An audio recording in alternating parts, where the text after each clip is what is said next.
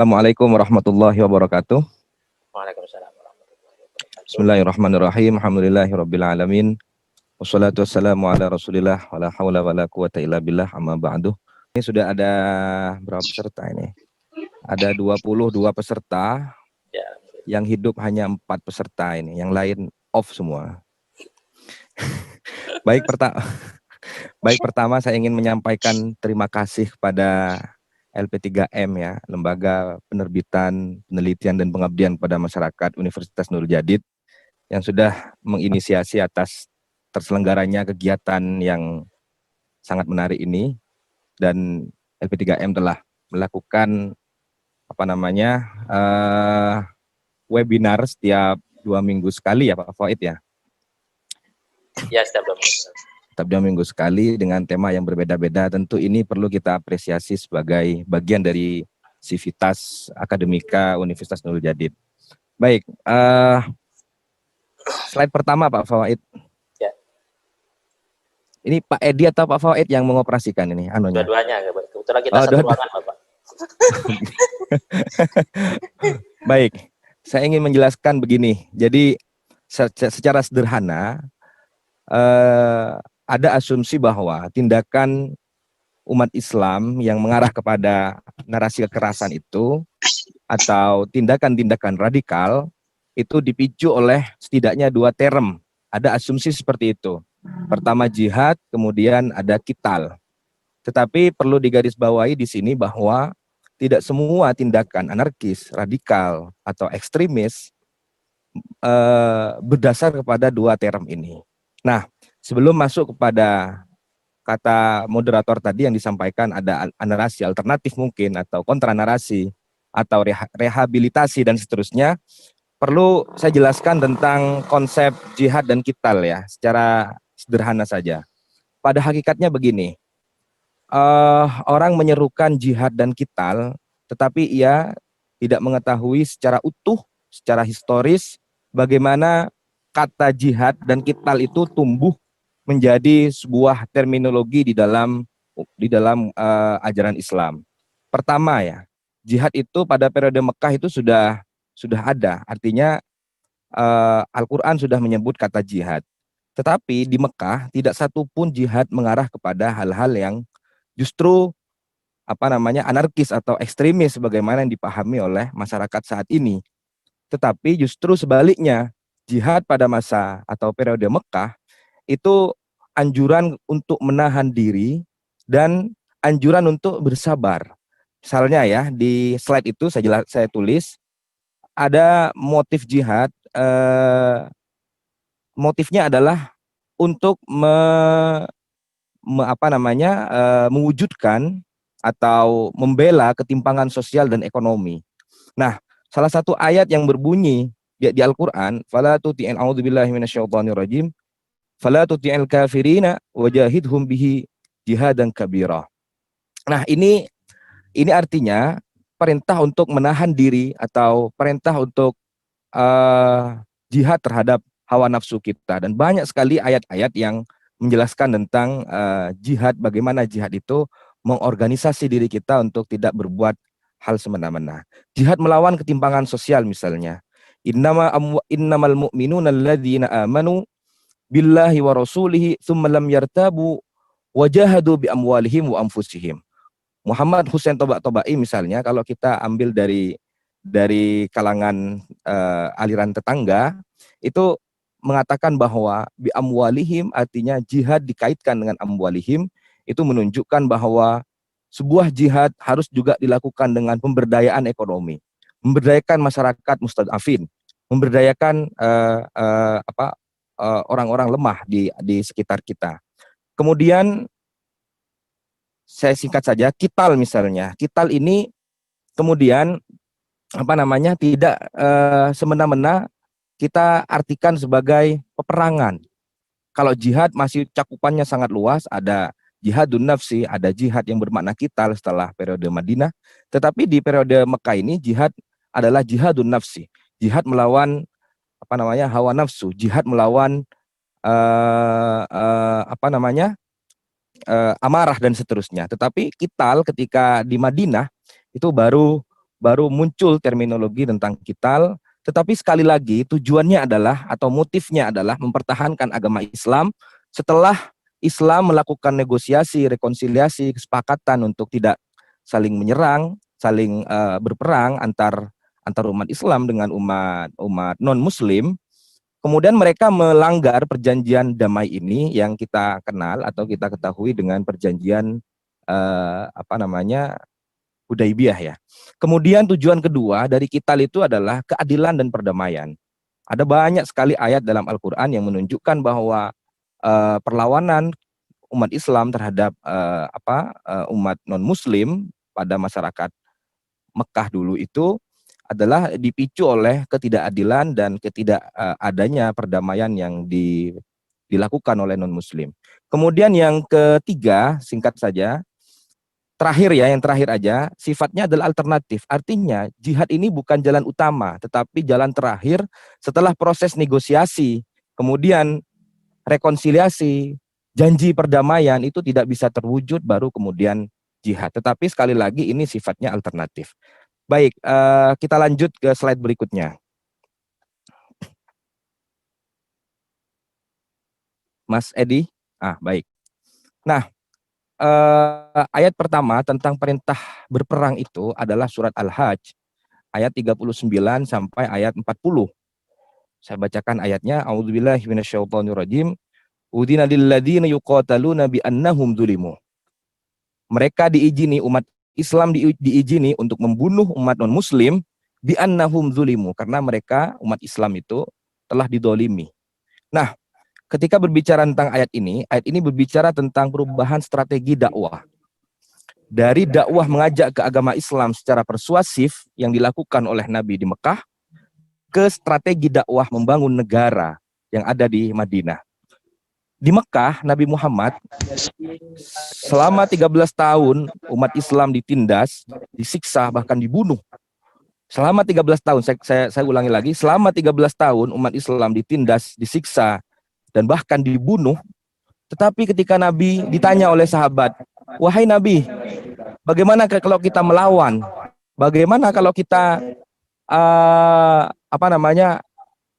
balas siksaan, kemudian diskriminasi yang dilakukan oleh umat non-Muslim terhadap umat Islam? Kemudian apa jawab Nabi?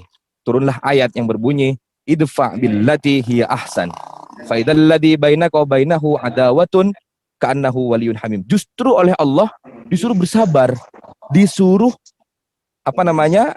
membalasnya dengan sesuatu yang jauh lebih baik daripada penindasan tersebut. Kemudian ada lagi ayat di Madinah yang turun ketika ini muncul dari persoalan yang ditanyakan oleh sahabat itu, maksud saya ud'u ila sabili rabbika bil hikmati wal mau'izatil hasanah, dan seterusnya. Nah, mohon maaf, apa masih suara saya terdengar ya? Sangat Pak Fawaid. Keras. Oke. Keras ya berarti ya. Oke, baik, saya lanjutkan. Nah, ketika saya ulangi lagi, ada sahabat yang madhul ya dalam bahasa Maduranya, atau nimpali Nabi Muhammad. Nabi, kita lawan aja. Justru turun ayat ud'u ila sabili rabbika bil hikmati wal mau'izatil hasanah. Justru oleh Nabi, ajaklah mereka. Bersabar kita dalam posisi kita bersabar, tetapi ajaklah umat muslim itu dengan ajakan-ajakan yang hikmah dan mau'izah. Dan seterusnya itu banyak sekali ayat yang diterapkan oleh Nabi. Nah, oleh karena itu ada beberapa pemikir yang mengatakan bahwa Mekah ini adalah periode Mekah, dakwah Nabi pada periode Mekah itu adalah nilai-nilai universal dari agama Islam.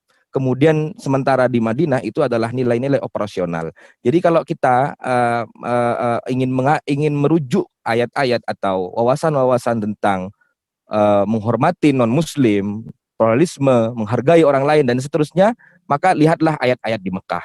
Sementara di Madinah itu adalah ayat-ayat yang bersifat operasional dan seterusnya. Baik, lantas ketika Nabi Muhammad hijrah ke Madinah, apakah kemudian Nabi Muhammad langsung membalas tindakan-tindakan kekerasan yang dilakukan oleh non-Muslim? Jawabannya tidak.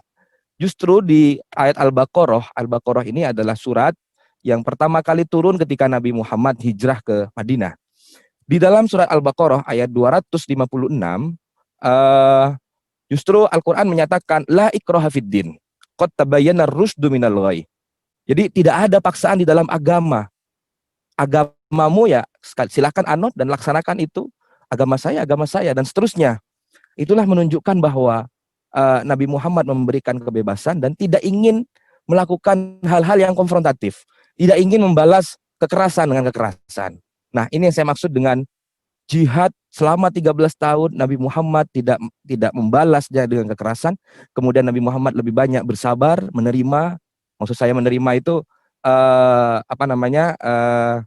tidak membalasnya dengan kekerasan dan seterusnya. Nah, sekarang pertanyaannya, mengapa ada tafsir atau mengapa ada umat Islam yang memahami ayat-ayat Al-Quran dengan nuansa-nuansa kekerasan? Nah, persoalannya ada di sini. Ada slide yang terputus itu sebelumnya. Nah, oke, baik. Pertama begini, saya ingin jelaskan. Nah, ini gambarnya bom ya. Bom itu menunjukkan kekerasan. Maksud saya begini. Dalam penelitian Richard Bonney di dalam penelitiannya yang berjudul Jihad from Quran to Bin Laden, ia mengatakan bahwa sejak pada abad ke-7 Hijriah, ya, saya ulangi lagi, sejak pada abad ke-7 Hijriah, ada penyempitan makna terhadap makna jihad. Yang awalnya jihad dipahami oleh Nabi Muhammad, oleh para sahabatnya, oleh para tabi'in, sebagai sebuah upaya untuk bersabar, sebuah upaya untuk menahan diri dan melakukan dakwah-dakwah persuasif dan dakwah-dakwah yang santun kepada umat non-muslim. Sebentar, aduh. Halo, masih nyambung ya? Oke. Oke. Ya, sangat jelas suaranya. Ada telepon barusan ini masuk. Coba di mode Silent dulu, Pak. mode pesawat, Pak. Oke. Penyaji kok teleponnya berdering. Oke, mohon maaf, kok penyaji sudah dimarahin ini, belum apa-apa ini ya. Sudah sangat serius sekarang ini, Pak Dokter. Oke, pada abad ke-7 Hijriah itu ada penyempitan makna jihad. Ya, saya ulangi lagi ya.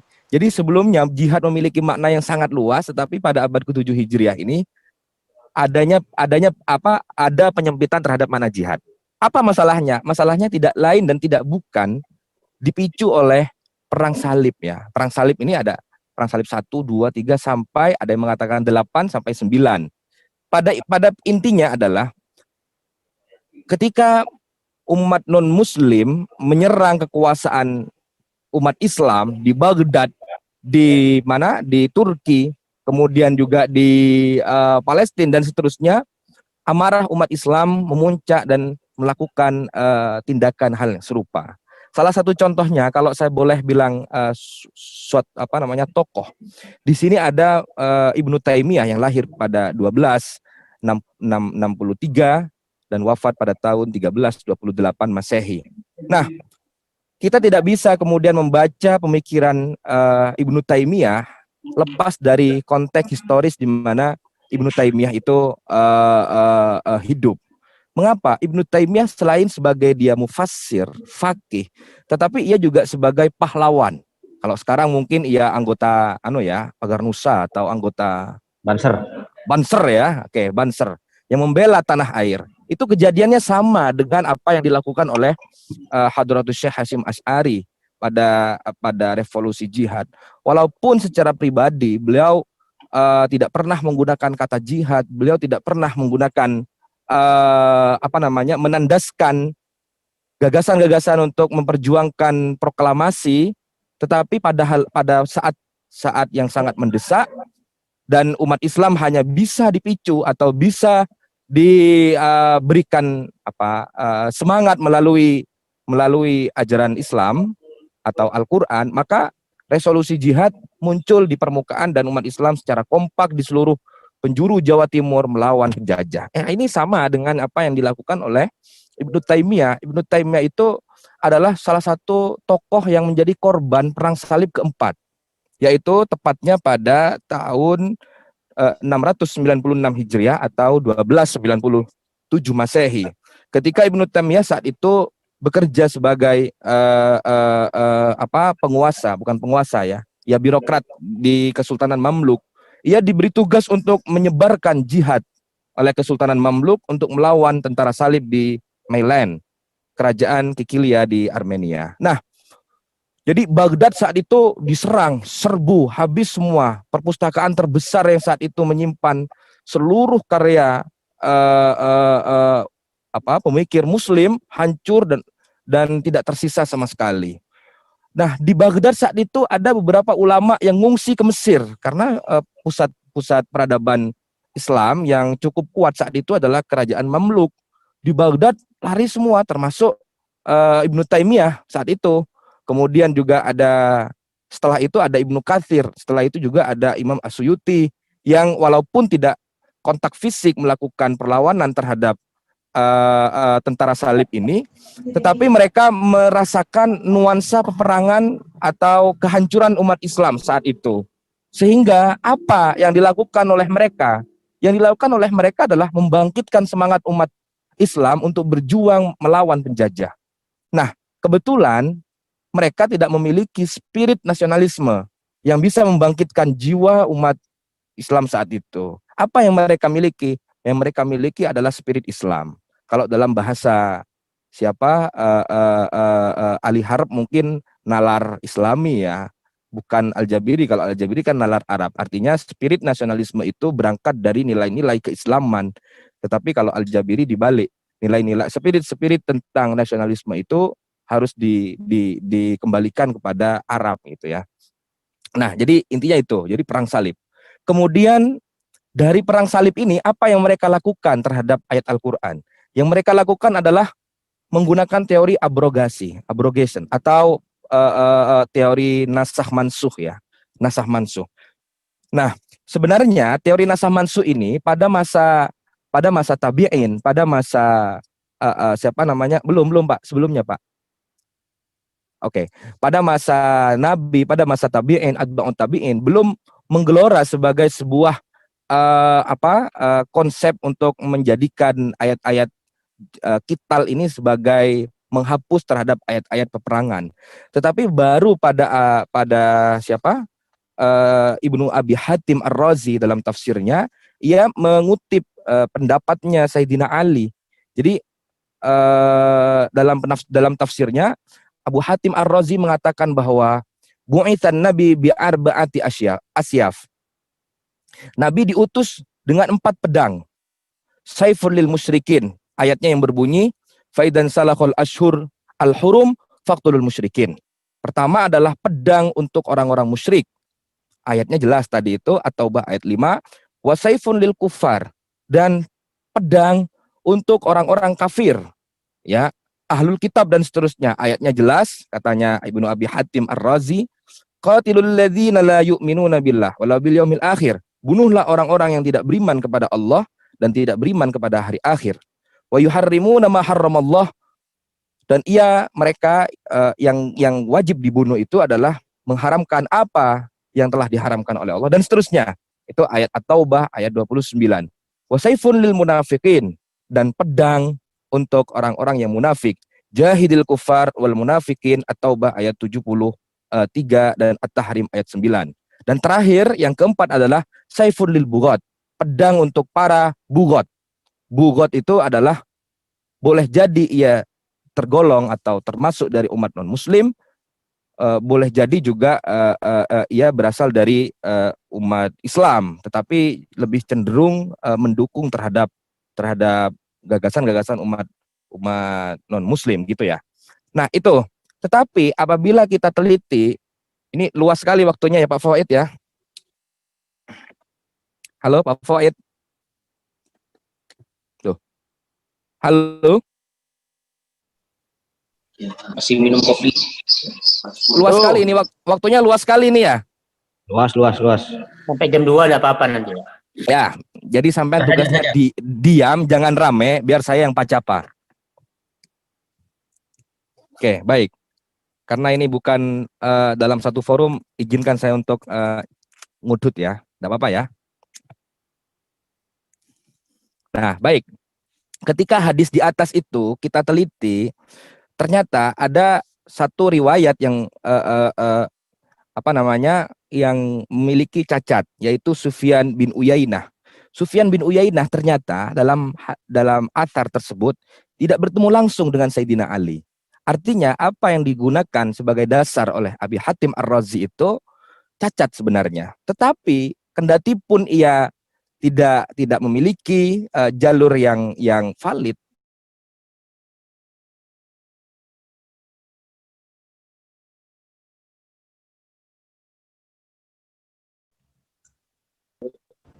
Sinyalnya Pak Haji.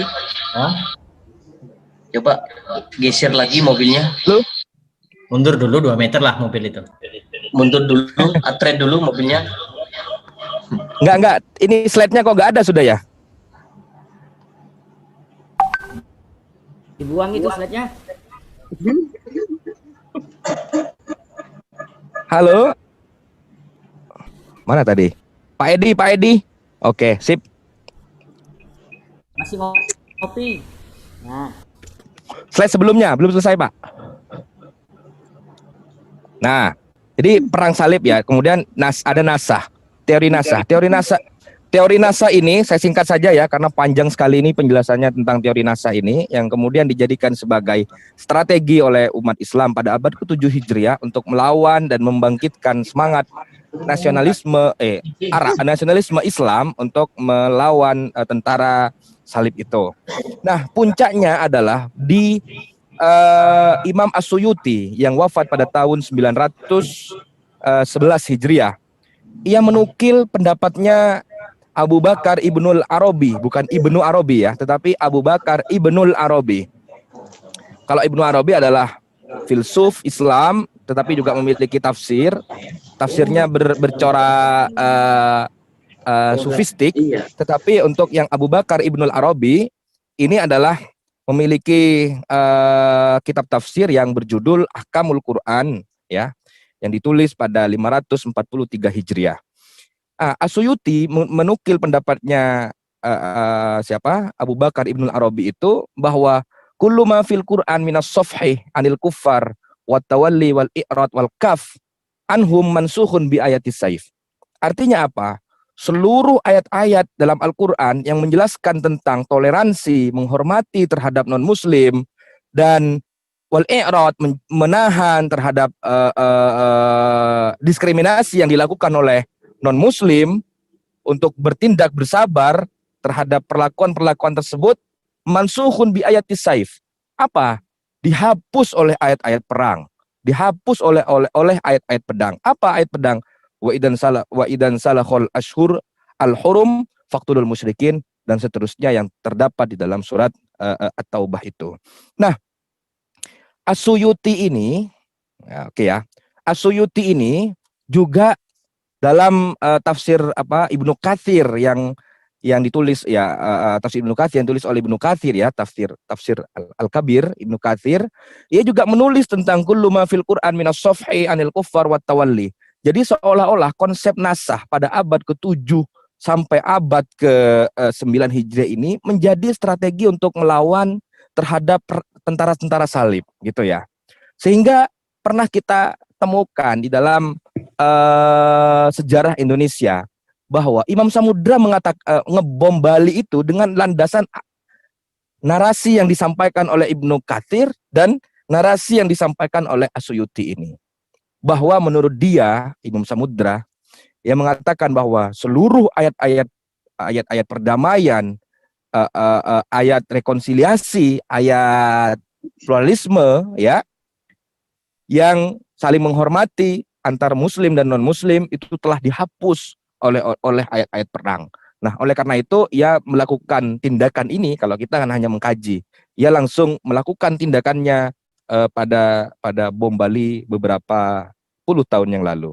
Nah, kemudian yang kedua ada kolonialisme dan respon modernitas. Nah, di respon modernitas dan kolonialisme ini bisa kita lihat dari apa yang disampaikan oleh Said Qutb ya. Said Qutb pada tahun 1966 Masehi. Nah, sebagaimana saya katakan tadi, pada waktu itu umat Islam,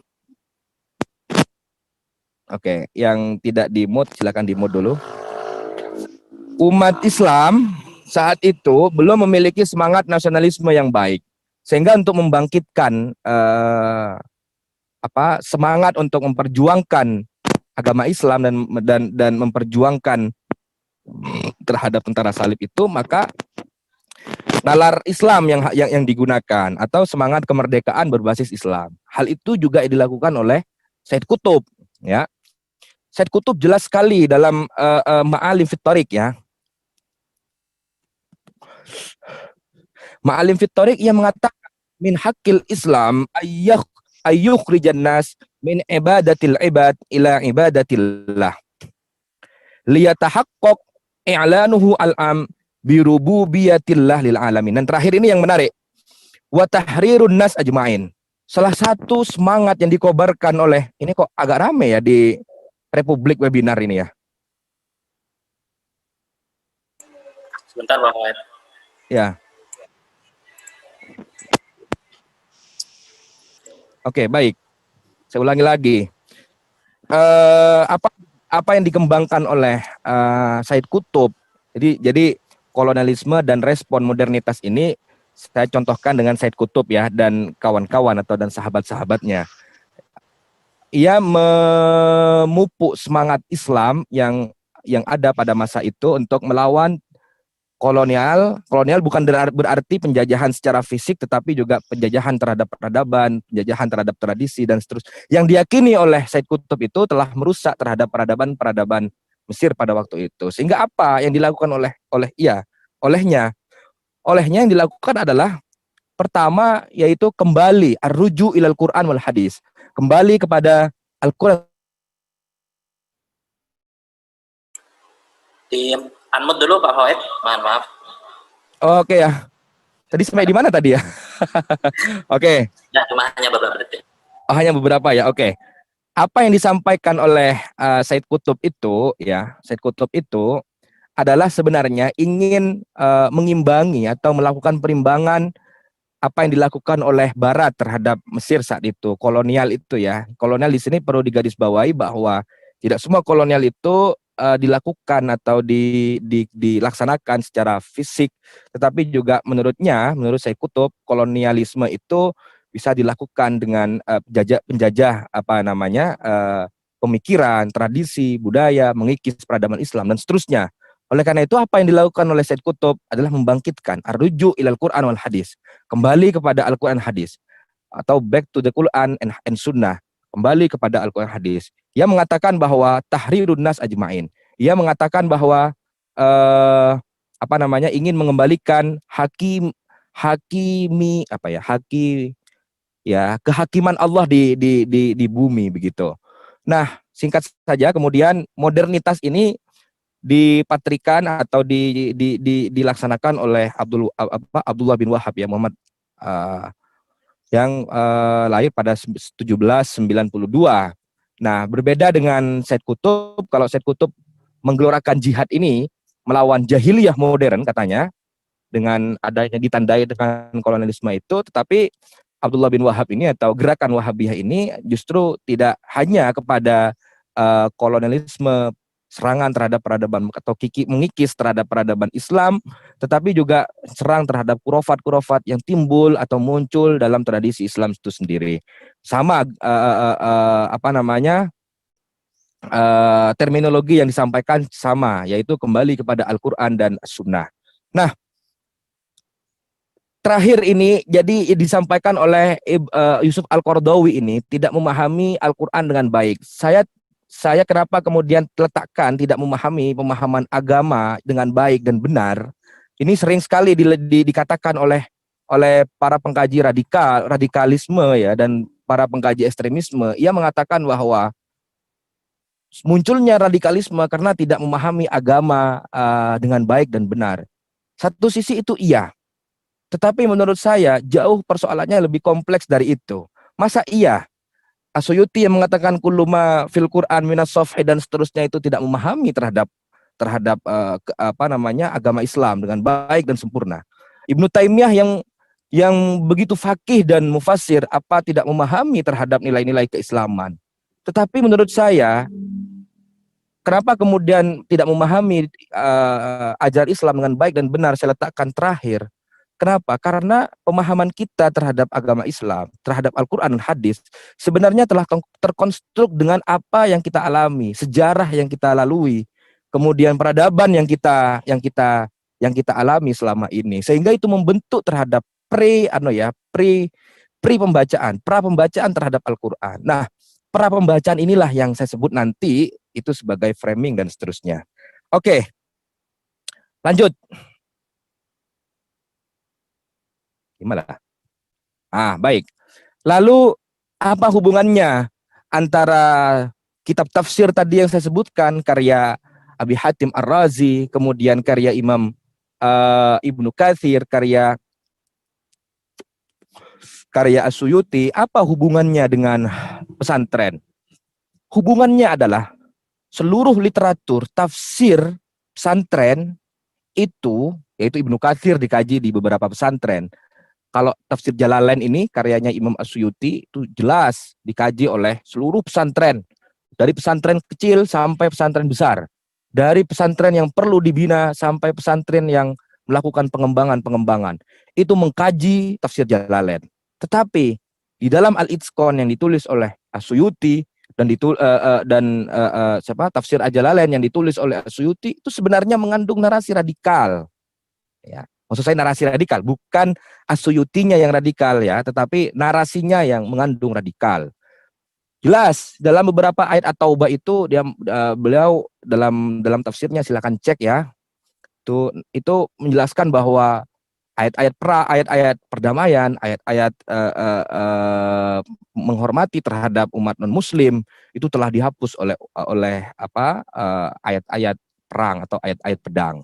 Itu dipertahankan dari dulu sampai sekarang, dari abad ke-17 sampai sekarang.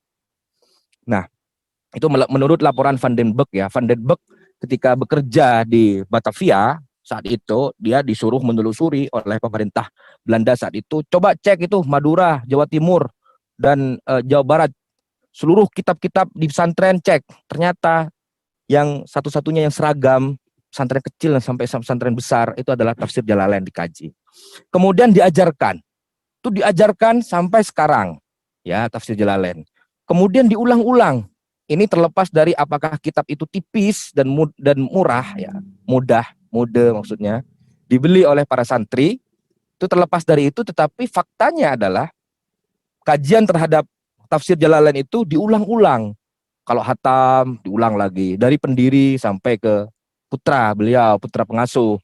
Kemudian putra pengasuh diturunkan lagi. Terus yang dikaji adalah tafsir Jalalain. Kemudian yang terakhir adalah dia diyakini keberkahan. Nah, kenapa kemudian diyakini keberkahan? Karena pada jejaring Islam di Indonesia dengan Timur Tengah, Syekh An-Nawawi Al-Bantani ketika mengajar di Mekah dulu, itu kitab yang beliau gunakan untuk mengajarkan para hujjaj, para orang yang melaksanakan ibadah haji yang saat itu dan bermukim beberapa bulan di Mekah, itu kitab yang digunakan adalah tafsir Al-Jalalain. Sehingga sebagai dogma pesantren, barokah itu menempati posisi yang paling tinggi. Jadi mengganti tafsir Jalalain itu seolah-olah menyalahi tradisi yang ada. Dan kalau menyalahi tradisi yang ada, seolah-olah tidak menghargai atau terlepas dari keberkahan yang diberikan secara turun-temurun itu. Lanjut. Baik. Nah, teorinya ini ya. Apa yang disampaikan oleh Tinka Velduis misalnya, oleh Horgan, oleh Clark, Cowley dan seterusnya itu, teorinya orang yang membaca narasi-narasi radikal, narasi-narasi ekstremis, narasi-narasi permusuhan itu akan berakibat kepada sikap, tindakan, pola pikir yang sama. Artinya ketika ia membaca radikal, maka ia akan memiliki pandangan yang radikal dan seterusnya. Tetapi pertanyaannya, mengapa pesantren yang selama ini membaca kitab-kitab tafsir Al-Jalalain misalnya, yang membaca kitab-kitab yang ditulis pada masa perang salib itu, yang ditulis pada masa di mana relasi umat Islam dengan non-Muslim tidak baik, Itu mengapa di pesantren tidak muncul nuansa ajaran yang mengarah kepada radikalisme. Lanjut, Pak. Oke, salah satunya itu adalah dilatar belakangi oleh kiainya. Ya, oleh kiainya. Kiai ada dua hal yang dilakukan oleh kiai. Pertama adalah narasi alternatif yang dilakukan atau yang disampaikan oleh kiai. Ada kontra narasi yang secara khusus kiai mengkontra atau melawan narasi radikal tersebut. Nah, kita harus sadari dan harus kita akui itu di pesantren ini memang tidak ada kurikulum ya yang mengarah kepada kerukunan. Artinya kurikulum toleransi itu enggak ada.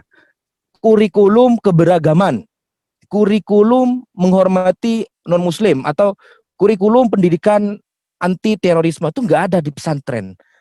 Itu harus kita akui, ya. Walaupun ada mungkin ya baru dibuat beberapa hari yang lalu. Tetapi secara umum itu tidak ada di pesantren, itu harus diakui. Sehingga apa? Sehingga tindakan toleran santri, alumni, partisipan dan seterusnya itu berkiblat kepada para kiai, berkiblat kepada moralitas yang dipraktekkan oleh kiai.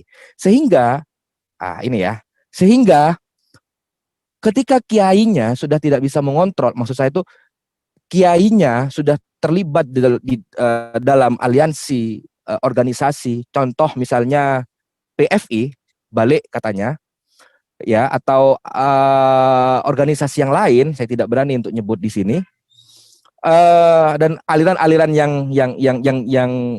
yang agak keras dalam tanda kutip, maka akan sedikit banyak mempengaruhi tindakan santri dan partisipan masyarakat saat itu. Ini belum lama kita dipertontonkan dengan tontonan yang menarik diteliti, tetapi itu cukup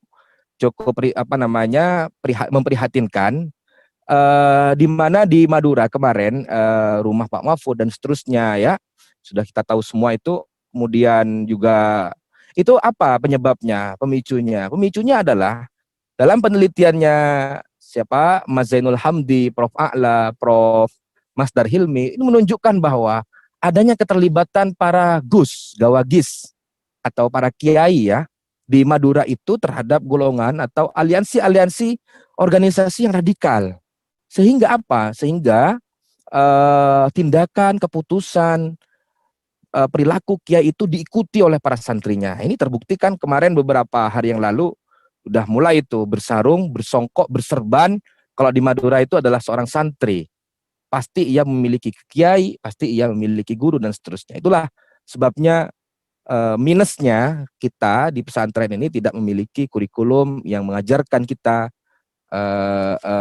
tindakan-tindakan toleran, pandangan, gagasan yang toleran pula, ya. Berikutnya. Oke, baik. Secara umum, ini apa yang saya presentasikan sebenarnya merupakan penelitian saya, cuma saya berhenti di bab 3 aja. Jadi apa yang saya sampaikan ini adalah murni bab 3 dalam penelitian disertasi saya, ya. Bab 4-nya tidak saya masukkan di sini, boleh jadi nanti bisa ada diskusi lanjutan, ya. Secara umum narasi ekstremis itu memiliki empat unsur. Pertama adalah master naratif atau narasi induk. Kemudian yang kedua adalah story form atau tema pokok. Kemudian yang ketiga adalah arketip. Arketip itu adalah ketokohan atau apa, ya ketokohan tadi itu mungkin ya. Oke, lanjut. Kemudian retoris, ya, retorika. Pertama, master naratif. Setiap tindakan radikal, aliran dan seterusnya yang mengumpulkan sejumlah massa, kemudian massa itu mengikuti apa yang diperintahkan oleh imam dalam kelompok tersebut, maka sebenarnya ia telah melakukan master naratif, telah menyelipkan narasi induk. Apa? Contoh misalnya, narasi induk itu seperti jahiliyah. Jahiliyah itu memang ada pada masa Nabi disebut masyarakat jahiliyah, kemudian peradaban jahiliyah dan seterusnya. Tetapi kemudian label jahiliyah ini ditarik dalam konteks kekinian dan diretorikakan atau dianalogikan dengan konteks hari ini. Jahiliyah, Nabi melawan jahiliyah. Berarti tugas kita hari ini adalah melawan jahiliyah. Yang ketiga misalnya Fir'aun ya. Fir'aun disebut sebagai, dikategorikan sebagai narasi induk yang memiliki makna ia sebagai penguasa yang zalim, penguasa yang mengekang terhadap masyarakatnya untuk beribadah kepada Allah dan seterusnya. Itu kemudian dianalogikan dalam konteks hari ini dan dimunculkan kembali Fir'aun baru, penguasa Fir'aun. Contoh misalnya sebagaimana yang ditulis oleh siapa namanya, Halverson itu dalam Master Naratif ya, Master Naratif, nanti silakan cari di googling. Itu menyatakan bahwa Fir'aun itu pertama konflik dengan Tuhan, kemudian penguasa yang zalim, dan dianalogikan dalam perjuangan ISIS. Jadi di ISIS itu melawan musuhnya itu dikategorikan sebagai Fir'aun. Nah, apa Fir'aun itu? Konflik dengan Tuhan, mengekang terhadap masyarakatnya dan seterusnya. Itu story formnya.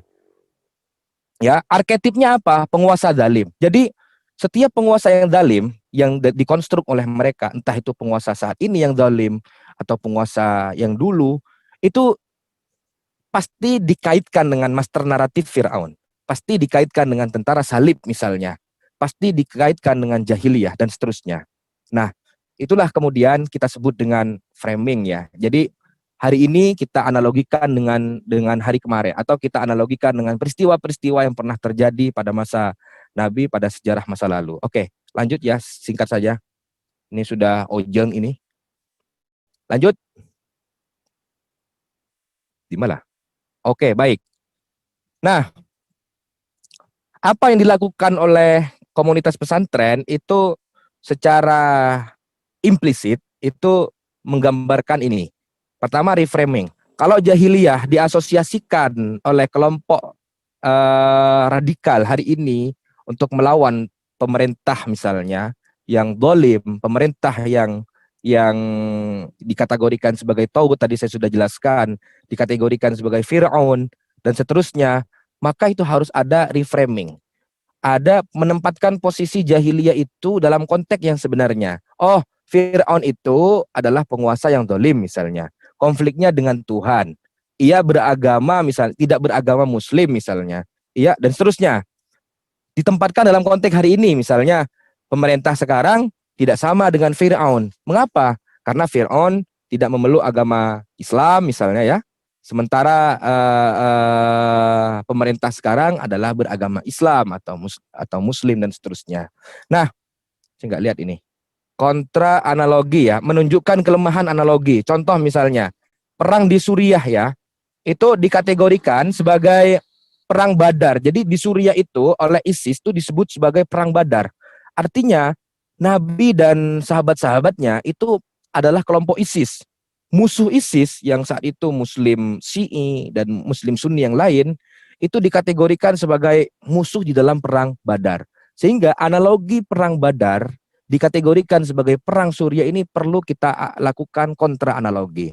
Tunjukkan bahwa oh bukan, perang Suriah itu bukanlah merupakan perang Badar, tetapi itu perang Jamal. Apa perang Jamal? Perang Jamal itu adalah perang saudara gitu ya, antar umat Muslim dengan umat Muslim yang lain dan seterusnya. Itu counter analogi. Nanti kita beri contoh di setelah slide ini. Delegitimasi tokoh ekstremis. Nah, mesti seluruh gerakan ekstremis, seluruh gerakan radikal itu memiliki tokoh yang menjadi panutan. Misalnya beberapa kelompok ekstrim di Indonesia menokohkan satu orang.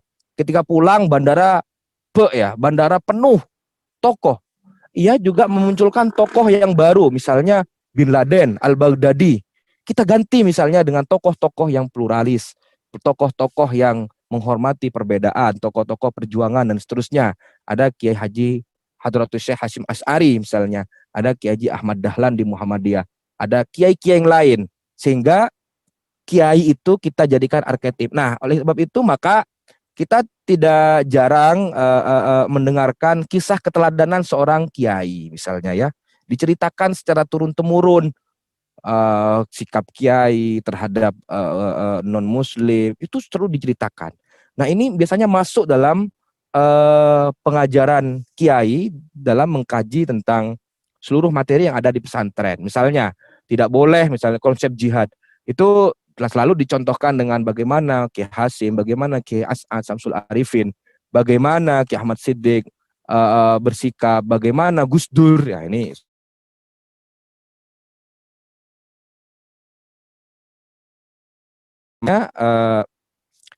bagaimana Gus Dur memberikan penghormatan terhadap umat agama lain. Baik, lanjut Pak, anonya, slide-nya.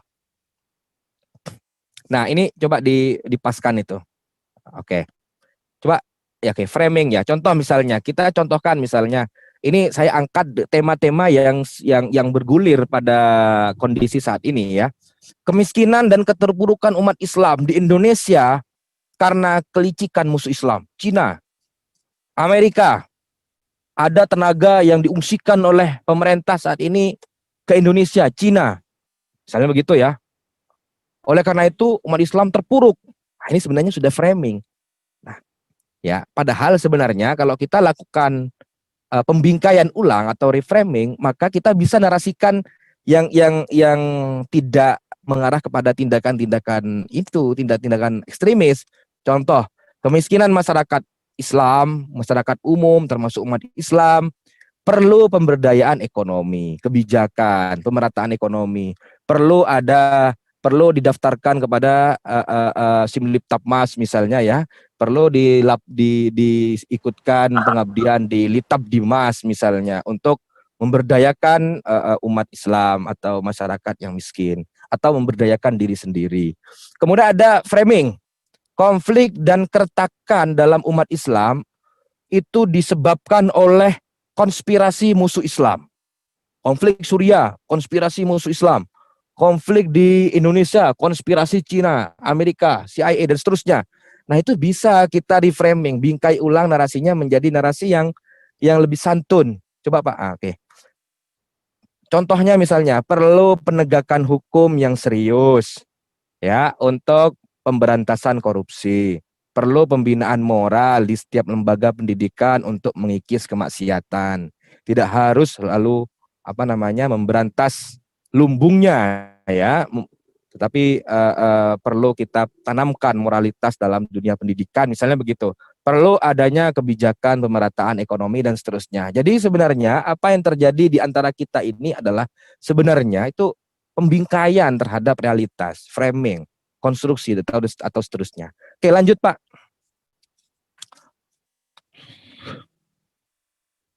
Oke. Nah, ini saya sederhanakan ya.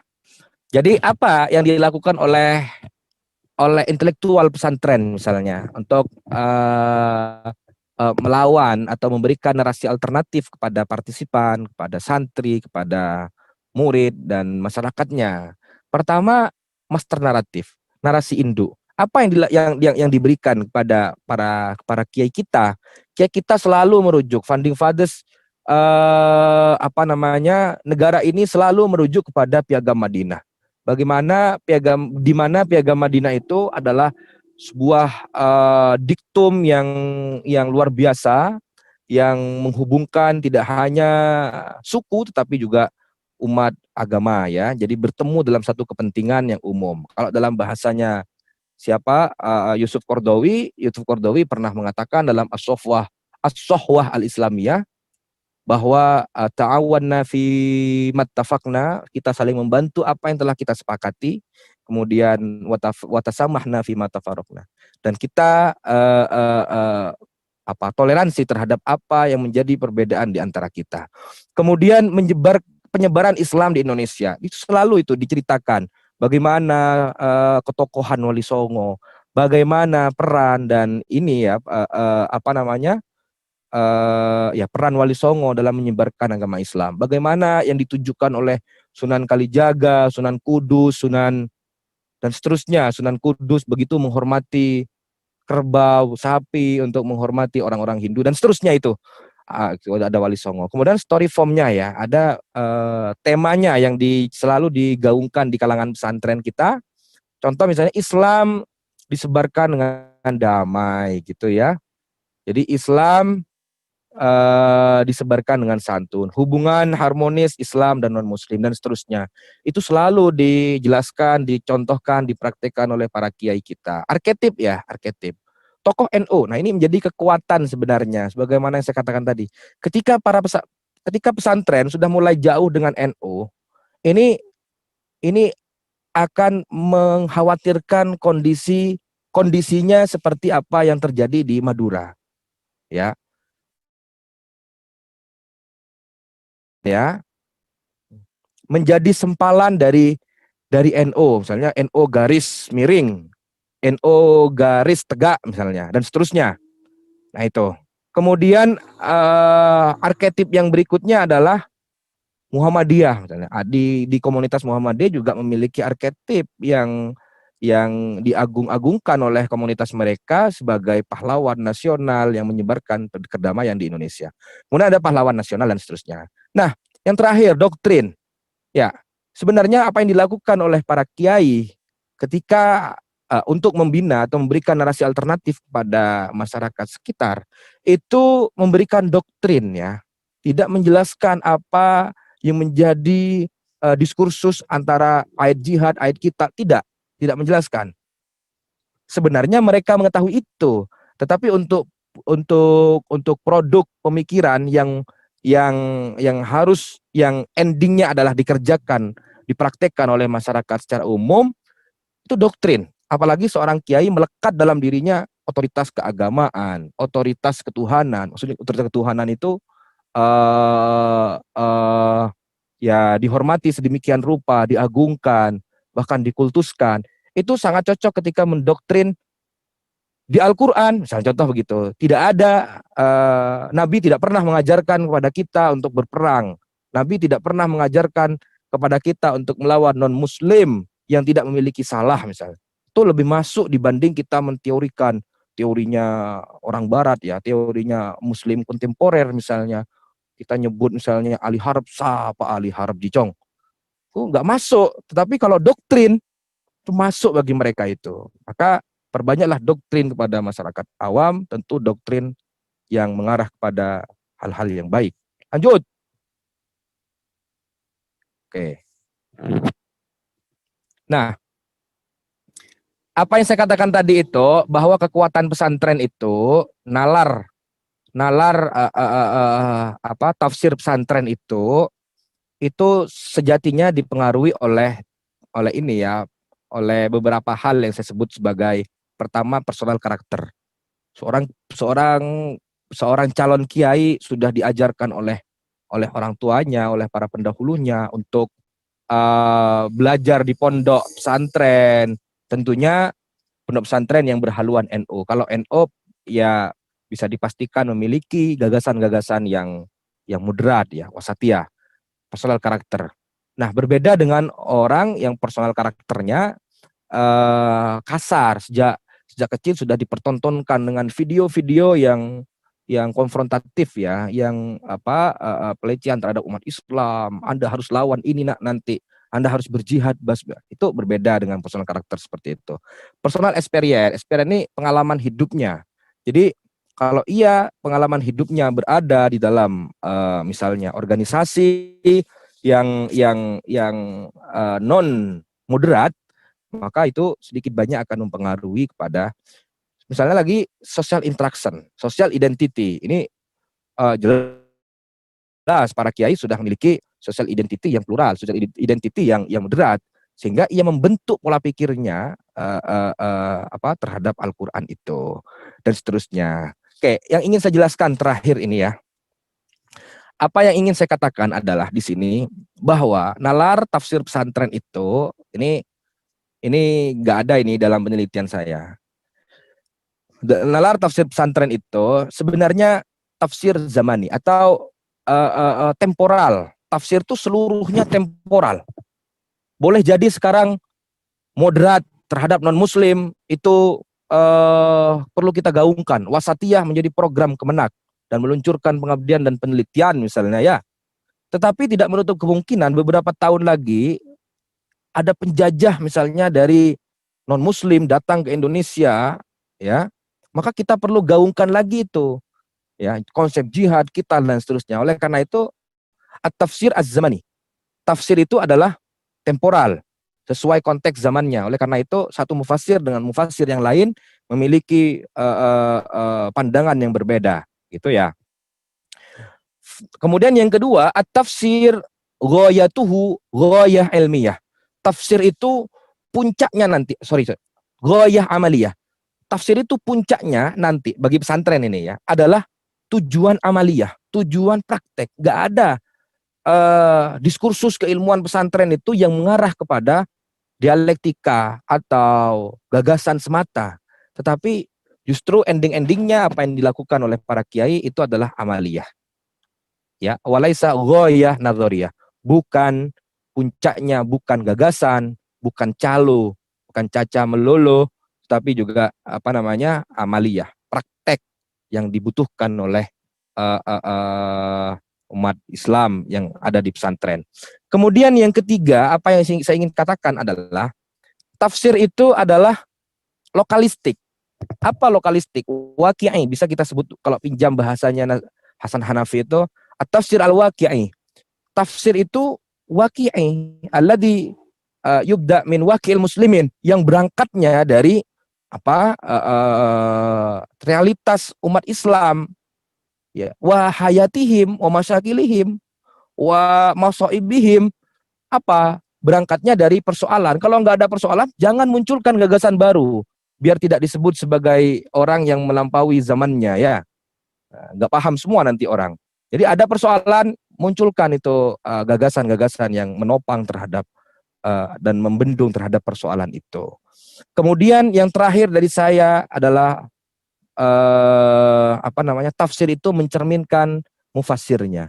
Tafsir itu at-tajarub al-hayyah, yang mencerminkan kehidupan seorang mufassirnya, allati ya'ishuha al-mufassir, yang mufassirnya itu hidup di dalamnya. Sehingga apa yang dilakukan oleh Ibnu Taimiyah, saya kadang agak jengkel ketika ada seseorang yang mengatakan, ya walaupun memang faktanya demikian, tetapi Ibnu Taimiyah jangan itu dangkal ininya, tidak memahami terhadap agama ajaran Islam universal. Oleh karena itu ya radikal dan seterusnya. Kenapa? Karena dia tidak mengetahui secara utuh bagaimana konstruk pemikiran Ibnu Taimiyah itu dibentuk oleh zamannya. Oleh karena itu, jadi al-ilmu ina'u zamani. Ilmu itu adalah buah dari zamannya. Saya kira itu. Terima kasih Bapak LP3M dan seluruh kru LP3M.